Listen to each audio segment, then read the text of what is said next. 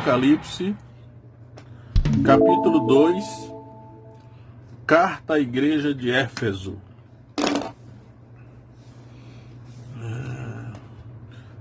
Diz o seguinte: escreve ao anjo da igreja que está em Éfeso.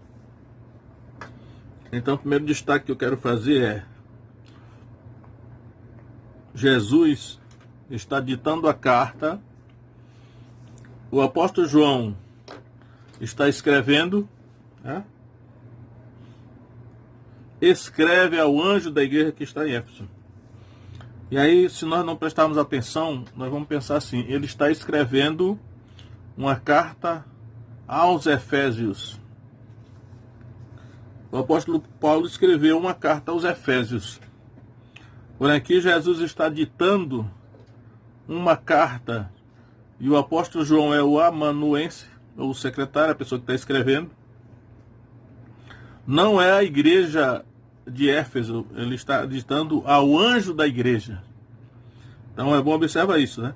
O linguajar da carta, ele está endereçando ao anjo da igreja. E aí essa questão do anjo, ao longo dos séculos, todos entenderam que se refere ao pastor da igreja, o líder da igreja, o presbítero da igreja, o bispo da igreja, seja lá o nome que tiver, mas em princípio se entende que ele está se dirigindo ao líder da igreja, o pastor da igreja. É interessante que um versículo antes, que é 1:20, ele vai dizer o seguinte, parte B: as 7 estrelas são os anjos das 7 igrejas. Ele tinha 7 estrelas na sua mão direita e andava no meio dos castiçais de ouro. Então diz assim: e os 7 castiçais que viste são as 7 igrejas. Então significa que ele tinha na sua mão direita 7 estrelas, e as 7 estrelas eram os anjos das 7 igrejas. Sendo realmente o pastor esse anjo da igreja, significa que Jesus tem os pastores na sua mão, né? E ele anda no meio dos castiçais de ouro, que são as 7 igrejas. Então, no caso, Jesus anda no meio das igrejas, né? É interessante que quando Deus perguntou a Satanás: de onde vens? Ele disse: de rodear a terra e passear por ela. E aqui Jesus fala que ele anda no meio das igrejas, né? Ele anda no meio das igrejas. Os 7 castiçais que vi são as 7 igrejas. Mas, vamos lá. Ele está endereçando essa carta ao anjo da igreja de Éfeso. Por isso que ele diz aí. Aí ele se apresenta. Todas as 7 cartas do Apocalipse, ele tem uma apresentação de Jesus, né? Ele se apresenta assim: isto diz aquele que tem na sua mão direita, as 7 estrelas, ou seja, os 7 anjos, os pastores das igrejas, na sua mão direita, e que anda no meio dos 7 castiçais de ouro, que são as 7 igrejas, né? Então ele anda no meio das igrejas. Parece até que Jesus está longe, mas ele está falando que ele anda no meio das igrejas, passeia no meio das igrejas. Aí vem aí. E aí ele vai dizer, ele não diz assim: igreja, ou irmãos, né? Eu conheço as vossas obras, eu conheço as obras de vocês. Ele vai dizer assim: eu conheço as tuas obras. Está falando no singular, porque ele está se dirigindo, ele está falando com o anjo da igreja, ou com, vamos entender que é o pastor da igreja, né? Ele está falando. É interessante que em todo livro de Apocalipse, anjo é anjo, né? Mas aqui ele está falando ao anjo da igreja. Será que cada igreja tem um anjo que influencia o pastor? Ou será que realmente o pastor é o anjo da igreja? É misterioso isso aqui, mas deixem aberto, né? Porque, de qualquer maneira, vamos entender que é o pastor. Isso. Conheça as tuas obras. As tuas, a do pastor, né? Aí ele diz: A palavra obras aqui é ergon, né? Que tem erga e tem ergon, né? Nesse caso aqui é ergon, que significa realmente trabalho, serviço, né? Alguma coisa que a pessoa faz. As obras é algo que a pessoa faz. Quer dizer, as tuas obras, aí vem. E o teu trabalho. Só que a palavra trabalhos aqui é corpus, e significa, geralmente é trazido por labor, né? O correto é assim: conheça as tuas obras e o teu labor, ou seja, o cansaço, a fadiga decorrente do trabalho. Então já vê que esse pastor aqui, né? É claro que por trás do pastor está a igreja. Acredito que no final, quando ele vai dizer assim, quem tem ouvido, ouça o que o Espírito diz às igrejas.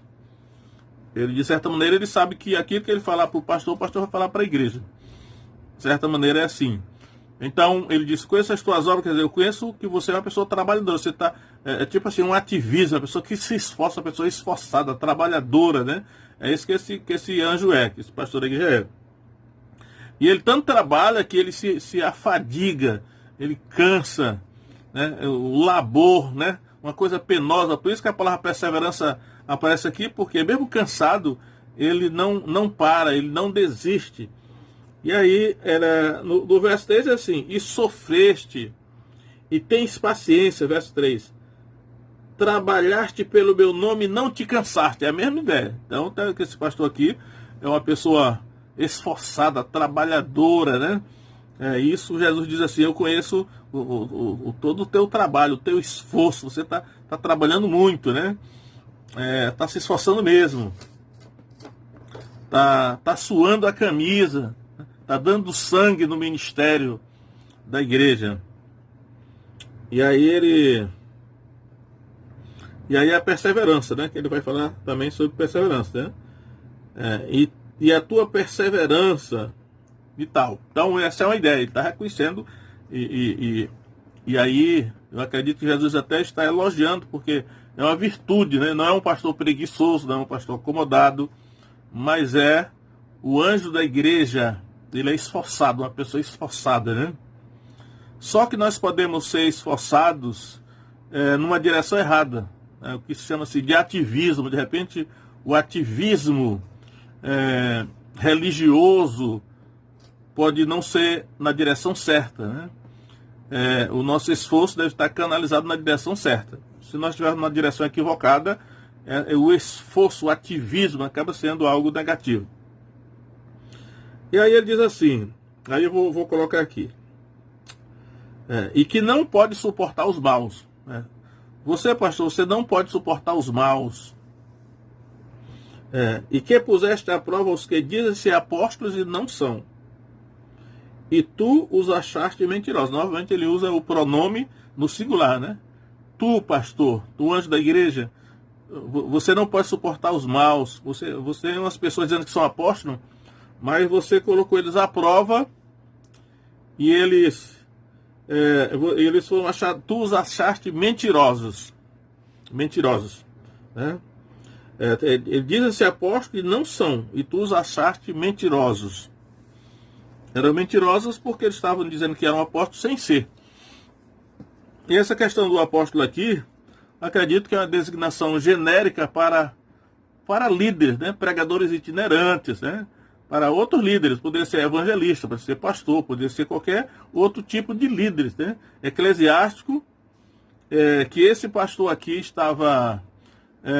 não estava tolerando, né, os maus, e aí colocou eles à prova e viu que eles eram mentirosos. Essa mesma ideia aí desses apóstolos está também na segunda carta de Paulo aos Coríntios, no capítulo 11, onde ele vai dizer o seguinte, verso 13, não, primeiramente verso 5, porque penso que em nada fui inferior aos mais excelentes apóstolos. Aí no verso 13, porque tais falsos apóstolos, ou pseudo-apóstolos, são obreiros fraudulentos. Obreiros, essa deve ser a designação correta. Obreiros, né? Fraudulentos, transfigurando-se em apóstolos de Cristo. E não é de admirar, porque o próprio Satanás se transfigura em anjo de luz. E não é muito, pois, que os seus ministros se transfigurem em ministros da justiça, o fim dos quais será conforme as suas obras. Eu acredito que ministro aqui deve ser a palavra, não examinei, mas deve ser a palavra diácono, né? Ministro geralmente trazido por diácono. Tem outras palavras, mas a mais comum é diácono, né? O serviço, a diaconia. Então essa ideia aí que o anjo da igreja de Éfeso, o pastor da igreja de Éfeso, ele está enfrentando esse problema no seu pastorado, né? Que ele não foi uma pessoa passiva, né? Ele não aceitou qualquer um como sendo, dizendo que era um apóstolo, mas na verdade não era, eles estavam mentindo. E aí qualquer pastor experiente, né, sabe que ao longo da sua caminhada apareceram, aqui e acolá apareceram pessoas dizendo ser o que não são. Né? Por isso que é necessário ter prudência, às vezes muita coragem até para colocar à prova.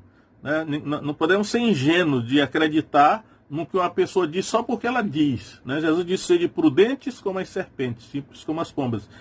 Porque não podemos acreditar só porque a pessoa diz que é. Né? Isso é uma ingenuidade. E aí não podemos por causa da obra de Deus. Então, ele colocou à prova. Essa mesma ideia de colocar à prova está também em Atos capítulo 17, verso 11, sobre os bereanos. Olha só. Atos 17, 11. Vamos ler o de 10. Logo os irmãos enviaram de noite Paulo e Silas a Bereia. E eles, chegando lá, foram à sinagoga dos judeus. Ora, estes foram mais nobres do que os que estavam em Tessalônica, porque de bom grado receberam a palavra, examinando cada dia nas Escrituras se essas coisas eram assim. Ou seja, Paulo e Silas, né? Que era Paulo e Silas, que eram realmente eram legítimos mensageiros, né, do Evangelho. Eles foram recebidos lá na sinagoga em Bereia. Eles receberam de bom grado a palavra. Eles não foram hostilizados assim, mas receberam de bom grado a palavra, né, a mensagem que os mensageiros do Evangelho estavam trazendo. Paulo e Silas. Mas diz aqui. Só que eles, examinando cada dia nas Escrituras, se essas coisas eram assim. Então, eles aferiram o ensino apostólico de Paulo pela Escritura. A Escritura é a norma. Então, é possível que esse anjo da igreja de Éfeso aqui tenha feito a mesma coisa com esses que se diziam apóstolos, né? Puseste à prova os que dizem ser apóstolos e não são, e os achaste mentirosos. Então descobriu que eles estavam mentindo. Provavelmente ele também colocou o ensino deles, passou pelo crivo da Escritura, né? A Escritura é a norma, a Escritura é que deve aferir qualquer tipo de ensino, de revelação, de que maneira for. Então, até então, Jesus está elogiando esse anjo da igreja de Éfeso, né? Aí ele diz aí, mas quando chega no verso 4, ele diz assim: tenho, porém, contra ti que deixaste o teu primeiro amor. Tenho, porém, contra ti que deixaste o teu primeiro amor. Por isso que eu disse que aqui fala muito em obras, né? Conheça as tuas obras. E aí as obras, né? O ergon, que é o que a pessoa faz, pode ser um ativismo na direção errada.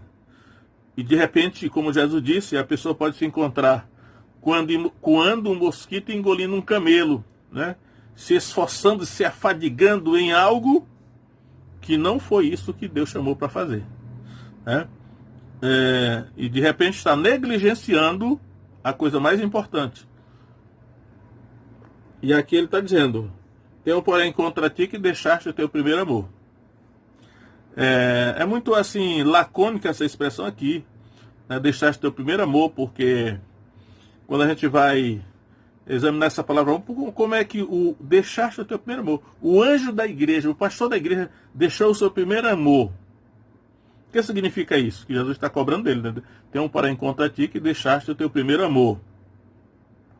Quando nós examinamos os evangelhos, Jesus disse assim, quando o doutor ali perguntou qual é o grande mandamento na lei.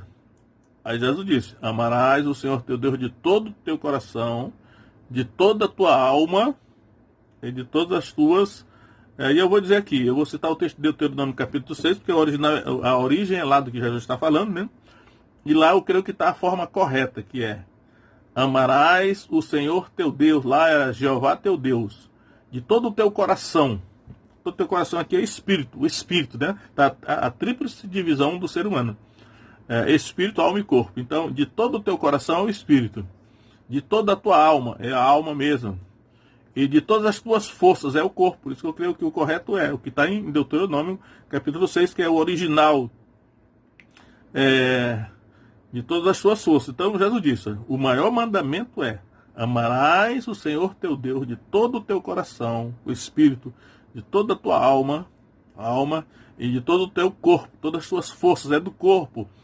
Ou seja, o amor a Deus deve envolver a tríplice divisão do ser humano: corpo, alma e espírito, ou melhor, espírito, alma e corpo, né, na ordem certa.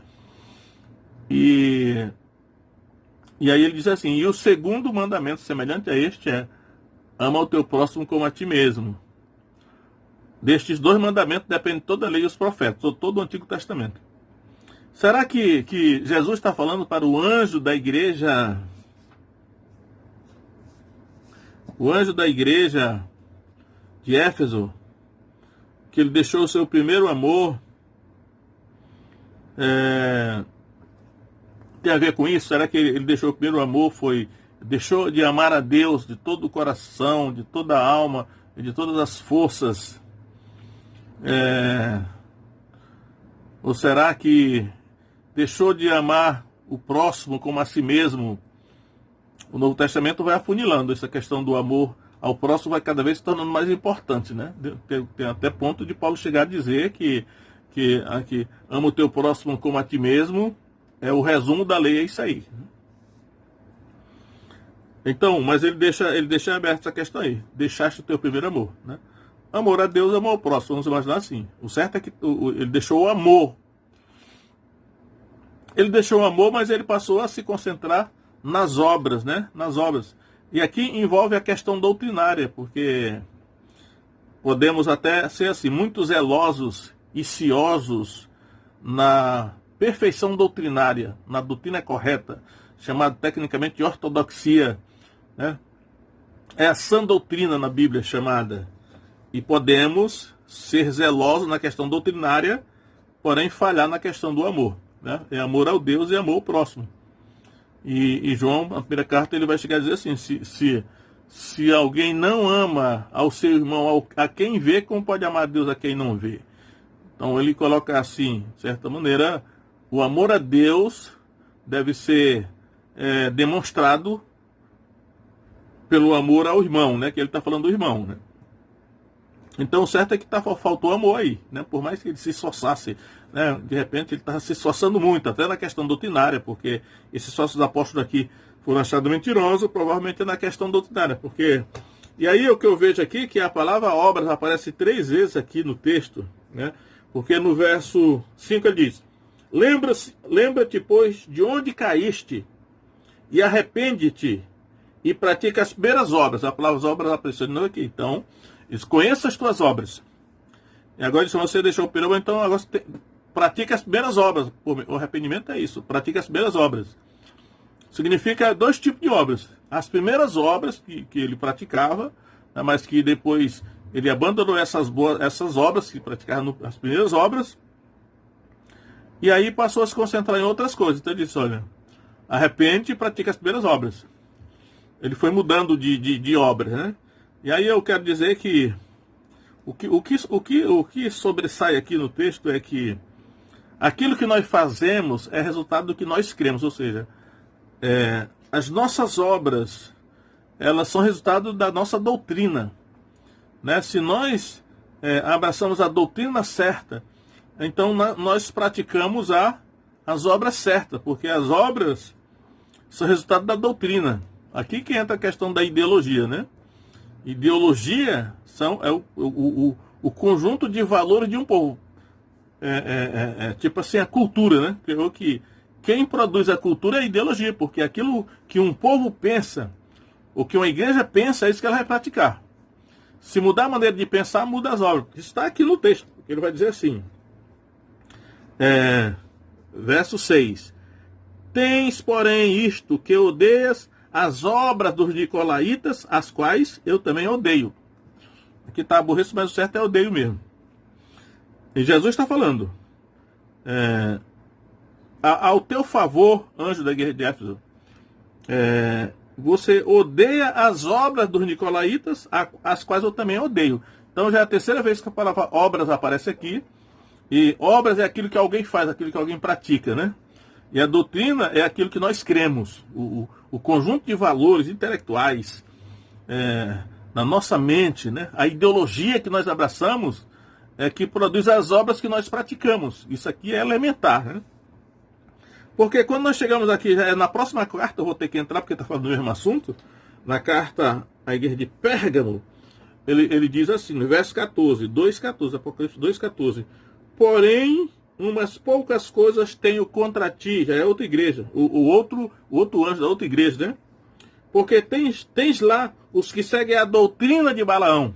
Então, existe uma coisa chamada a doutrina de Balaão, a doutrina, né? O ensino, o conjunto de valores que eles acreditavam. Aí diz assim, o qual ensinava Balaque a lançar tropeço diante dos filhos de Israel, para que comesse dos sacrifícios da idolatria e se prostituíssem.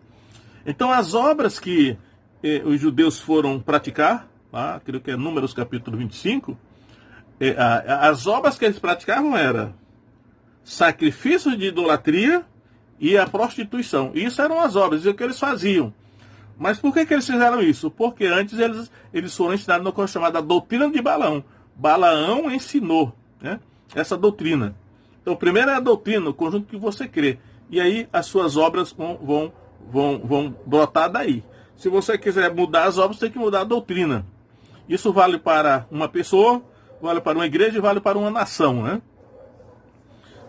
O que está sendo ensinado para o povo? Isso vai nortear, balizar aquilo que o povo vai fazer, as obras. E aí ele continua. Apocalipse 2,15. Assim tens também os que seguem a doutrina dos nicolaítas, o que eu odeio. Então observe que aqui já é a doutrina dos nicolaítas. No verso 6 ele diz, tens porém isto, que odeias as obras dos nicolaítas, as quais eu também odeio. Então, Jesus odeia as obras dos nicolaítas.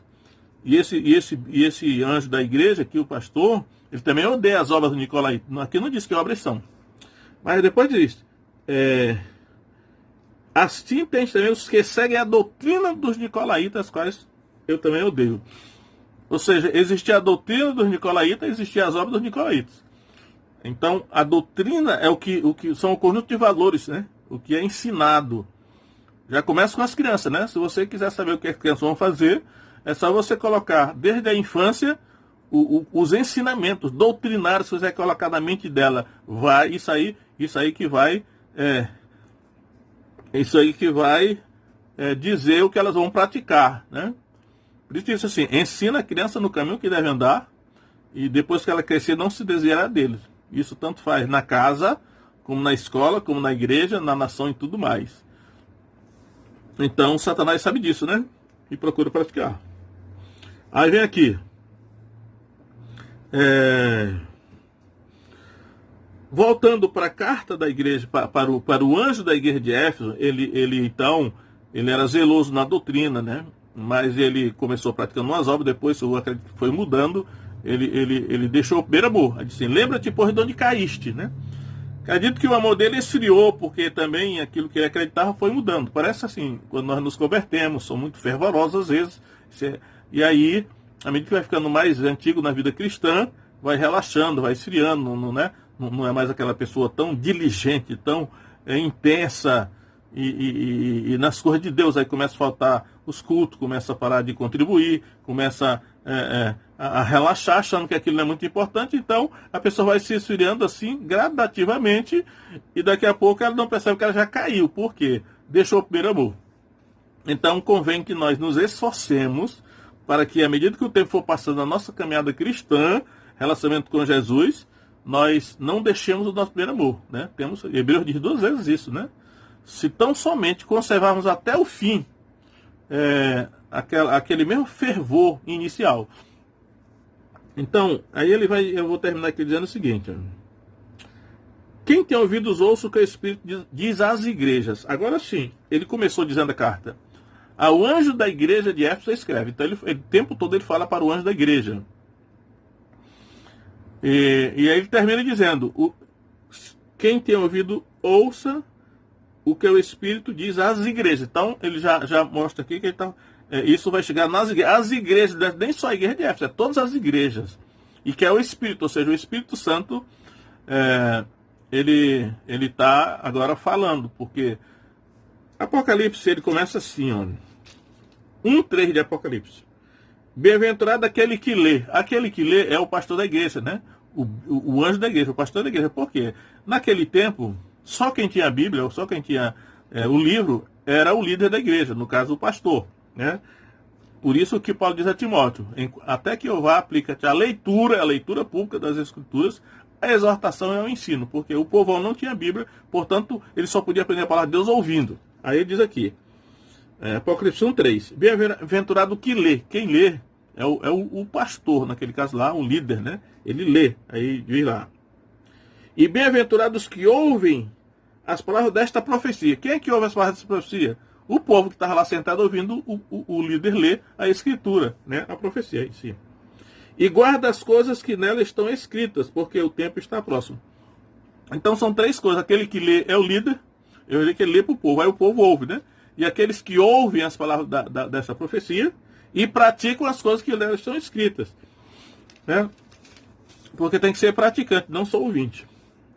E aí ele termina dizendo isso, né? Quem tem ouvido ouça o que o Espírito diz às igrejas. Então, o que ele começou dizendo só para o anjo da igreja, ele sabe que o anjo vai transmitir para o povo, né? O povo vai transmitir para outros, e assim vai acabar o ensinamento chegando em todas as igrejas, né? Mas, inicialmente, ele endereçou para o líder. Por isso que o líder, a função dele é ensinar o povo, porque a revelação vai vir para ele. O povo deve aprender da boca dele, né? Por mais que hoje todo mundo tenha a Bíblia na mão, mas o padrão de Deus temos que aprender da boca do líder, né? Saber muito bem que um líder realmente preparado, né, por Deus, nós aprendemos da boca dele, né? Nem todo mundo vai querer interpretar a Bíblia, tem muita coisa daí que nasce as heresias, né? Embora todo mundo tenha o direito de examinar as Escrituras, né? E quer dizer que lá em Bereia não era o povo que examinava as Escrituras todo dia, naturalmente era o líder da sinagoga, que também eram sacerdotes e levitas, eram mestres, eram pessoas preparadas para liderar a sinagoga, que geralmente eram fariseus, né? Então, aqui, termina dizendo o seguinte: ao que vencer, dar-lhe-ei a comer da árvore da vida que está no meio do paraíso de Deus. Ao que vencer. Eu vejo que há uma polêmica muito grande sobre esse negócio aqui, ao que vencer. Eu quero dizer a minha opinião. Existe até um livro assim, como é que é? O Reino de Deus e os Vencedores, alguma coisa assim. E alguns acham assim, ao que vencer é uma categoria de vencedores. Eu não acredito nisso não. Para mim aqui é a igreja toda, ao que vencer. Todos nós da igreja estamos nessa caminhada, né? E aí, essa caminhada na vida cristã, toda a nossa vida é uma prova. E certamente nós estamos em estado probatório. E disse aqui, e todo o livro de Apocalipse é assim, né? Ao que vencer. Ele disse aí, a promessa, tem 7 promessas aos vencedores aqui. Cada uma das cartas termina com uma promessa. Mas a dessa carta aqui ao que vencer, dar-lhe a comer da árvore da vida que está no meio do paraíso de Deus. Então, árvore da vida, né? Se a gente tivesse tempo, podia até examinar lá Gênesis capítulo 2 e capítulo 3, que vai falar da árvore da vida, que estava no meio do paraíso de Deus, lá no meio do jardim do Éden, e que Deus não proibiu Adão de comer da árvore da vida, proibiu de comer da árvore do conhecimento do bem e do mal, mas Satanás enganou, né? A Eva, pelo menos, é o que a Bíblia diz. E aí no final, quando Deus expulsa o casal do paraíso, ele coloca os querubins ao oriente do Éden e uma espada flamejante que se revolvia para guardar o caminho da árvore da vida. E Deus diz assim, não vamos deixar o homem comer da árvore da vida, porque se ele comer da árvore da vida, ele vai viver eternamente. Então, mas essa árvore da vida está em algum lugar, né? O jardim também está em algum lugar. E aí ele diz aqui, ao que vencer, dar-lhe a comer da árvore da vida. Essa árvore da vida, provavelmente esse fruto produz a imortalidade. Né? Eu sei que a árvore da vida é uma figura de Jesus, mas Deus é tão poderoso que ele faz da própria figura algo real, né? E aí, está no meio do paraíso de Deus, ao que vencer. Em Apocalipse 12:11, ele diz assim, eles o venceram pelo sangue do Cordeiro, pela palavra do seu testemunho, e porque mesmo em face da morte, não amaram as suas vidas até a morte.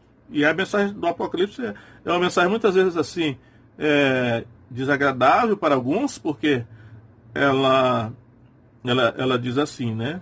Devemos vencer da mesma maneira como Jesus também venceu. Como foi que Jesus venceu? Morrendo. Ele venceu morrendo na cruz. A vitória de Jesus foi ter morrido na cruz. E aí que ele está dizendo, Apocalipse todo tem a perseguição, né, por parte do anticristo, a perseguição pelos inimigos de Deus. E aí ele diz assim, ser fiel até a morte e dar-te a coroa da vida. Tudo isso em Apocalipse. Por isso que é uma passagem, o livro de Apocalipse é meio indigesto para alguns por causa disso, porque ele não doura a pílula, né? Ele não adoça a situação. Diz, olha, o que vencer é aquele que, mesmo em face da morte, ele não vai negar, ele não vai renunciar ao evangelho, né? Chama-se, por isso que a palavra mártir significa testemunha, né? Então ele diz aqui, que ao que vencer, né? Aí vai, né? Eu vou te citar na outra carta, né?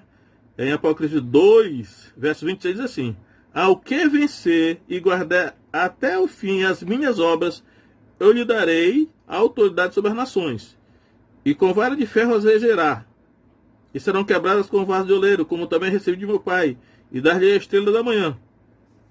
Então, quem vencer aqui são todos os cristãos. Todos os cristãos estão na prova, para saber se vão vencer ou não. E aí vai lá na frente em Apocalipse vai dizer assim, que os que vencerem serão aqueles que não receberão a marca da besta, né? E quem receber a marca da besta, Apocalipse diz, vai para o inferno. Vai dar o fogo do seu tormento só pelo século dos séculos, aquele que recebe a marca da besta. Então, é muita coisa que ele começa a falar aqui, né? Mas acredito que a mensagem geral se esforce para manter o mesmo fervor, né? O mesmo amor, a mesma dedicação, a mesma prioridade, né? E não ir relaxando na vida cristã. Relaxando, não, eu não vou mais fazer isso não, porque não é tão necessário assim, não sei o que tal. Gradativamente nós podemos ir esfriando, né? Por isso que Jesus disse, por se multiplicar a iniquidade e amor de muitos se esfriará. Então nossa luta é para não nos esfriar, né? Então eu creio que essa em parte, pelo menos, né, não queremos esgotar o assunto dessa carta da guerra de Éfeso, ao anjo da guerra de Éfeso, que naturalmente ele vai passar para a igreja, e acaba sendo quem tem ouvido os outros espíritos das igrejas, quando diz as igrejas, todas as igrejas, acaba chegando até em nós também.